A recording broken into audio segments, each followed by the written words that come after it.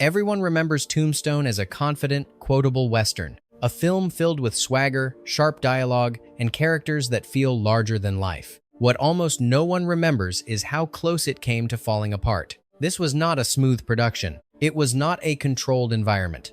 And it was not a film that followed a clear plan from start to finish. Behind the guns, the dust, and the iconic one-liners was a production in constant crisis rewrites happening mid-shoot, leadership quietly shifting, and actors being pushed far beyond comfort. Tombstone didn't survive because everything went right. It survived because certain people refused to let it collapse. And that's where the real story begins. Number 1. On paper, Tombstone had a credited director. But behind the scenes, the person truly holding the film together was Kurt Russell. By the time production was underway, the project was already unraveling. Scenes were being rewritten while cameras were rolling. The tone of the film shifted from day to day. Actors weren't always sure which version of the story they were playing. As confusion spread, Russell quietly stepped into a leadership role. Not with public authority, not with ego, but with control. He began coordinating directly with the studio, reorganizing call sheets, and making decisive choices about which scenes mattered and which didn't. When George P. Cosmatos was brought in as the official director, even he later acknowledged the reality Russell was steering the production. What makes this unusual is what Russell didn't do. He never took credit. Not in interviews, not in the press, not in the film's credits. But without his intervention, Tombstone may never have made it out of production. Sometimes the most important director on a film isn't the one listed on screen. Number 2. Tombstone may look effortless on screen, but making it felt like controlled collapse. The production took place in the Arizona desert under extreme heat. Costumes were heavy, layered, and historically accurate, but completely unforgiving. Guns were real, schedules were erratic, and rest was minimal. Days often began before sunrise and stretched late into the night. Breaks were short. Water was never enough. Cast members grew physically ill. Crew members dropped from exhaustion. Sleep became optional. Michael Biehn later described the shoot as closer to military training than filmmaking. Sam Elliott called it the hardest production he had ever endured. The toughness audiences see wasn't performed. It was survival. That exhaustion bled directly into the film's tone-tight faces, short tempers, bodies moving like they were already worn down by violence. Tombstone didn't fake grit. It lived inside it. Number 3. Before Val Kilmer ever became Doc Holliday, another actor was quietly being considered. Willem Dafoe. He had the voice, the unpredictability, and the intensity the role demanded. For a brief moment, he was a serious contender, but the studio hesitated. Dafoe's recent roles had made executives nervous. They worried his image, dark, controversial, unsettling, might bring the wrong kind of attention to an already risky project. So the offer was never made. Instead, Val Kilmer stepped in, and once he did, the role stopped being a character and became a presence. Kilmer's Doc Holliday wasn't loud or theatrical. He was slow, sharp, and decaying in plain sight. His drawl carried menace. His charm felt broken, almost borrowed. It's hard to imagine another version now. Whatever might have been lost by passing on Dafoe was replaced by something singular. Kilmer didn't just play Doc Holliday. He turned him into the soul of the film. Number 4. Kurt Russell was not the studio's first choice to play Wyatt Earp. He wasn't even their second. Executives wanted a safer name, a more traditional leading man, someone cleaner, more heroic, easier to market. Russell saw the role differently. He didn't view Earp as a noble lawman or a Western icon. He saw a man weighed down by loss, anger buried under restraint, and violence carried like a responsibility rather than a thrill. The studio resisted. They questioned his look. They questioned his tone. They even questioned his mustache. Russell didn't adjust to fit their expectations. He pushed back. And when the studio finally relented, it wasn't because he convinced them he was perfect for the role. It was because he refused to play it safe. That refusal shaped the entire film. Number 5. Long before Tombstone became a cult favorite, it nearly died on the page. Screenwriter Kevin Jarre believed deeply in the story. He spent months crafting a script dense with historical detail and emotional weight. The response was brutal. Studio after studio passed. Executives called it too long, too serious, too crowded with characters. Some said it wasn't commercial enough. Others believed the Western genre was already dead. Eventually, the script was shelved. For a time, Tombstone simply stopped moving forward. But Jarre didn't abandon it. He continued rewriting, continued pitching, continued pushing. Finally, an independent financier stepped in, willing to take a risk the major studios wouldn't. The film moved ahead on a tight budget under constant scrutiny. And when Tombstone later found success, some of the same studios that passed came back now wanting distribution rights. By then, the point had already been made. The film existed because someone refused to let it disappear quietly. Number 6. Originally, Tombstone didn't end with closure. In early versions of the script, Wyatt Earp simply walked away. No farewell to Doc Holliday. No emotional resolution. Just distance, silence, and an open trail. Test screenings didn't respond well. Audiences weren't moved. They felt disconnected. The story seemed unfinished. The studio hesitated, but eventually approved a late and expensive rewrite. New scenes were added, a quiet hospital goodbye, and a final epilogue in the snow with Josephine. These moments were not part of Jar's original ending, but they changed everything. They gave the film grace instead of emptiness, reflection instead of detachment. The decision came at a cost. Time was short. The production was already strained, but without those final moments, Tombstone might have faded unfinished. Instead, it closed with dignity and secured its place in Western history. Number 7. The most famous shootout in Tombstone nearly broke the production. On screen, it feels fast and explosive. Behind the camera, it was a logistical nightmare. Dozens of camera setups, a full cast, live gunfire, explosions, and choreography timed down to the second. Dialogue had to move like music through chaos. What looks like a brief eruption of violence took nearly 4 full days to complete. Actors were bruised. Props were destroyed. By the final takes, some crew members stopped watching the monitors altogether and simply covered their ears. The exhaustion was total. But the result became one of the most visceral shootouts in modern Western cinema, not because it was polished, because it was pushed past the point of comfort. Number 8. Not everyone welcomed Tombstone being brought back to life on screen. When word spread that Hollywood was dramatizing the legend of Wyatt Earp, residents of the real Tombstone, Arizona, pushed back. Local historians criticized the script as inaccurate. Museum curators called it too violent, too theatrical, too removed from reality.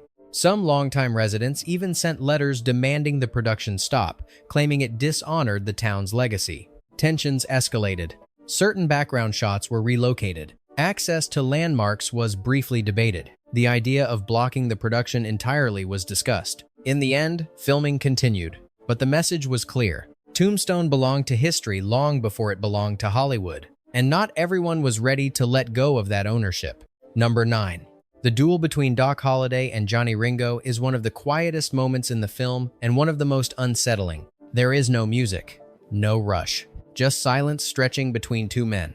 But off camera, something far more real was happening. Michael Biehn, who played Ringo, was nearing physical collapse during the shoot. The Arizona heat was relentless. He wore layers of black wool under a cloudless sky, with little relief in the schedule. By the time cameras rolled, he was already dehydrated.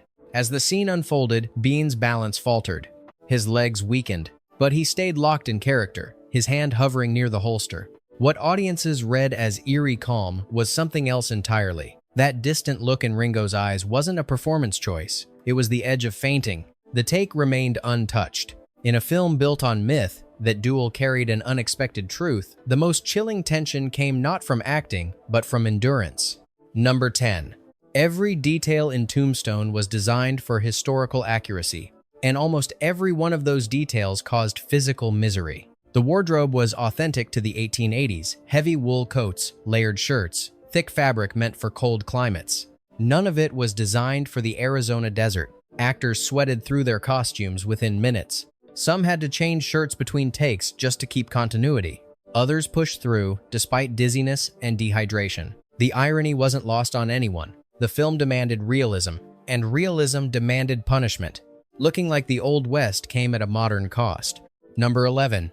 When Val Kilmer arrived on set, he didn't arrive as himself. From the first day to the last, he was Doc Holliday. Kilmer altered everything: his posture, his gait, his voice. He slurred his words, hunched his shoulders, and moved like a man whose body was already failing him. And he never broke character. Not between takes.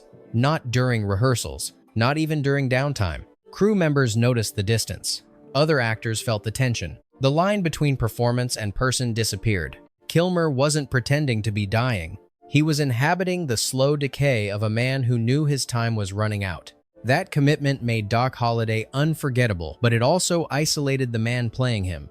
Number 12. The role of Josephine Marcus didn't come easily to Dana Delany. She wasn't the studio's first choice. Several more traditional names were considered actresses with a softer image, ones who fit the expected Western romantic mold. Delany saw the character differently. She didn't play Josephine as decorative or submissive. She played her as independent, grounded, and quietly defiant.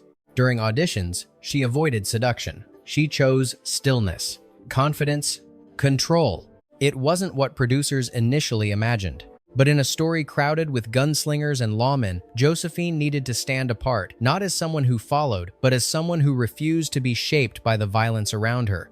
Delany earned the role the same way her character earned respect. By not bending. Number 13.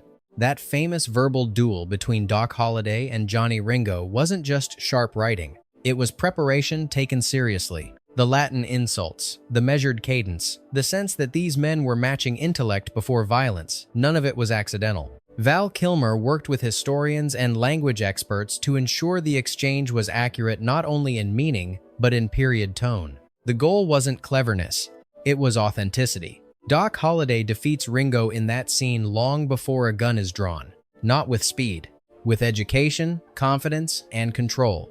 Words became weapons, and the scene proved that power in Tombstone didn't always come from the barrel of a gun. Number 14.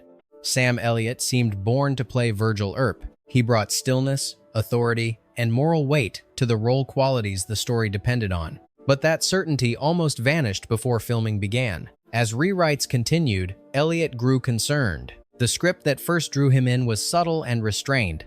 Virgil wasn't just a lawman, he was the moral center. With each revision, some of that restraint was softened. Nuance was trimmed. Moments of silence disappeared. Elliott considered walking away. What changed his mind was a quiet meeting with Kurt Russell. They went through the script line by line, restoring what mattered: discipline, gravity, and purpose. Elliott stayed. And because he did, Tombstone kept its balance. One more rewrite, one more compromise, and the film might have lost the very thing holding it steady. Number 15. Doc Holliday isn't just a supporting character in Tombstone. He's the emotional spine of the film. That wasn't an accident. As production struggled with consistency, Kurt Russell became deeply involved in shaping the story during editing. He reviewed dailies, sat with editors, helped restructure scenes, and in that process, he made a rare decision. Russell recognized that Val Kilmer wasn't simply delivering a strong performance. He was delivering the heart of the film. Rather than compete with that presence, Russell stepped back. Some of his own dialogue was reduced. Entire moments centered on Wyatt Earp were trimmed. Scenes were rebalanced to give Doc's arc room to breathe. It wasn't ego, it was trust. Tombstone became stronger because its lead actor understood when to let another voice carry the story. Number 16. One of the most iconic moments in Tombstone, Wyatt Earp walking straight into gunfire and killing Curly Bill with a single shot, feels almost mythic. But it wasn't invented for drama. According to historical accounts, the real Wyatt Earp did exactly that in 1882. During a standoff, Curly Bill fired first and missed. Earp didn't run. He didn't flinch. He kept walking. One shot, a direct hit, and it was over. Historians still debate the finer details, but the core event is real. The film didn't exaggerate the moment. It simply trusted the truth. Sometimes history doesn't need to be rewritten. It only needs to be shown without blinking. Number 17. Val Kilmer's Doc Holliday is remembered for wit and defiance. But beneath the swagger was something far more deliberate. Kilmer approached the role not as a gunslinger, but as a man dying slowly. He studied 19th century medical journals, focusing on tuberculosis, its symptoms, its progression, and the way it hollowed people from the inside out. This wasn't surface research. It was physical and methodical. To simulate the illness, Kilmer practiced delivering lines while holding his breath. He collapsed his posture inward. He let exhaustion shape his movements. The coughing wasn't theatrical. The pale complexion wasn't accidental. Doc Holliday's decline unfolds quietly across the film, scene by scene, until the audience feels it without being told. Kilmer didn't just play the role. He embodied the cost of dying in plain sight. Number 18. The music of Tombstone almost didn't exist in time. When the original composer fell through late in production, Bruce Broughton was brought in under extreme pressure. No preparation. No established themes, just unfinished footage and a deadline that refused to move. He was given 4 weeks. Most major films allow months. Broughton relied on instinct. He built the score around restraint rather than bombast, quiet tension for Wyatt, fragility for Doc, and an underlying sense of inevitability throughout. Against the odds, the score held everything together. Under normal circumstances, it shouldn't have worked. Under pressure, it became one of the most haunting Western soundtracks of the decade. Number 19. When filming ended, Tombstone was still far from complete. The footage that entered post-production was scattered. Scenes had been shot out of sequence. Character arcs were uneven. Entire emotional beats were missing.